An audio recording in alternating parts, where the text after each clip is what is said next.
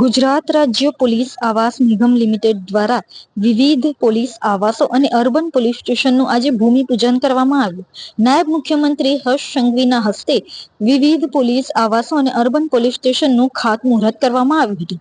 75 કરોડના ખર્ચે વિવિધ પોલીસ આવાસો અને અર્બન પોલીસ સ્ટેશન તૈયાર થઈ રહ્યું છે.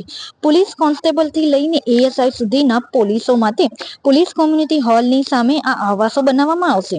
અથવા લાઇન્સ ખાતેના કક્ષા બી ના 160, ભેસ્તાન ખાતેના કક્ષા બી ના 20, અમરોલી ખાતેના કક્ષા સી ના 24 અને પાલ ખાતેના કક્ષા બી ના 28 પોલીસ આવાસોનું બાંધકામ શરૂ કરવામાં આવ્યું છે, જેનું આજ રોજ ભૂમિપૂજન કરવામાં આવ્યું હતું.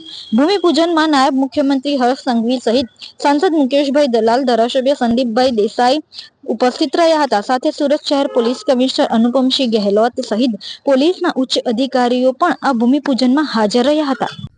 આજે સુરત શહેર પોલીસના મુખ્ય મથક એટલે અઠવા લાઇન્સ ખાતે જો અમારા રહેણાંકના જે વિસ્તાર છે અમારા પોલીસ સ્ટાફ માટે, અહીંયા માનની જો નાયબ મુખ્યમંત્રી શ્રી હર્ષભાઈ સંઘવી સાહેબ તરફથી અત્યારે જો એ 75 કરોડ રૂપિયાના કામોના ભૂમિપૂજન કરવામાં આવ્યા, જેમાં આ હેડક્વાર્ટર ખાતે 160 જેટલા જો કોન્સ્ટેબલ્સના ક્વાર્ટરના નિર્માણ થવાના છે, જેમાં 2 આપણા પૂરે પાર્કિંગ બી રહેવાના છે અને 10 સ્ટોરીના જો આ બધા બિલ્ડિંગ રહેશે.